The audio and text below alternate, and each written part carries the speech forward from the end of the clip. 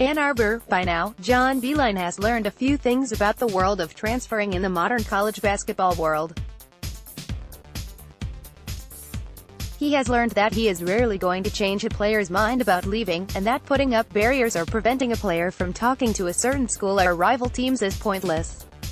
He has also learned that, in many cases, a player considering transferring is probably best off leaving anyways. So when the NCAA announced a new player-friendly rule that takes effect October 15, that enables players to transfer wherever they want without permission from their coaches and mandates schools put their players in a national transfer database, Beilein felt like his program had developed to the point that the change wasn't all that relevant to the Wolverines anymore. "We're not going to deny permission, but it is good to know," Beilein said Tuesday when meeting with the media. "The bad side to the old rules is if you ask for permission and are held hostage by kids thinking of transferring, but you've got to hold on to the scholarship if they return. The bad side is now, if you want to transfer, we're going to give away your scholarship, so that brings some equity there." In recent years, few of Michigan's transfers have been of consequence. In the past 5 years, 8 players have transferred from Michigan. John Horford, 6.5 points per game in his 5th season, and Mark Donnell, 3.7, became role players at Florida and Clemson as graduate transfers. Cam Chapman, Ricky Doyle, Aubrey Dawkins, in 2016 and Ibi Watson this spring went on to mid-major programs. Number of recent transfers to transfer to the Big Ten was higher than at other programs, as Max Bielfeldt, Spike Albrecht and Andrew Dockich all faced Michigan again, but the three combined for 12.8 points and 6 starts, while their teams struggled against Michigan, 2-4, more than nearly every other team, 79-22. With each year, Beilein has seemed less emotionally vested into where his players go, making the recent change one he's more on board with.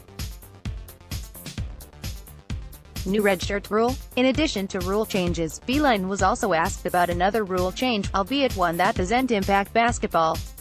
The NCAA recently approved a rule that allows teams to play true freshmen up to 4 games without burning their redshirts. Beilein was not only in favor of the rule change but even advocated that it be brought to college basketball as well. "I have said this for years, give a kid up until January 1st, he said. Quote, "Let them make the choice, instead of doing it in the preseason. Great rule." As an example, Beilein cited 2 of his current veteran players, Charles Matthews and John Teske. Whereas Matthews was ruled ineligible for the 2016-17 season and built 20 pounds of muscle with extensive weight training regimen, Teske's weight development was slowed because he had burned his red shirt and was dressing with the possibility of playing every game. Beilein acknowledged that players rarely play for the same program in their 5th season in basketball. The last Michigan player to do so was Jordan Morgan, but noted that developmentally, some players are best served to shut down their seasons and redshirt as they grow into the game. Let's say if John Teske had, to that point as a freshman, played in games and then decided to redshirt, we would have worked a lot more with him on his body, Beilein said.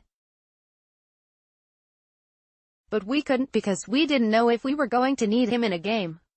Though Beilein suggested the Jan. 1 cutoff date, he also added that he'd be open to a 10-game maximum to retain a redshirt possibility, citing another example. Though DJ Wilson was able to redshirt citing a knee injury sustained in a physical game against eventual national champions Villanova in the 2014-15 season, Beilein said that, "The forward knew he wasn't ready before he knew the severity of the injury, and is an example of a player who seemed ready in practices but may have realized he needed more development after a handful of games." Wilson came in 2 days later and said, "Coach, I want to redshirt. My body is not ready for this," Beilein recalled. "Now, all of a sudden, he's the 17th pick in the NBA draft. That was a good move. Probably 10 games or something would be good to give them an idea what it's like to sit the bench and only play 5 minutes a game, which they have never done in their lives. That's hard to do."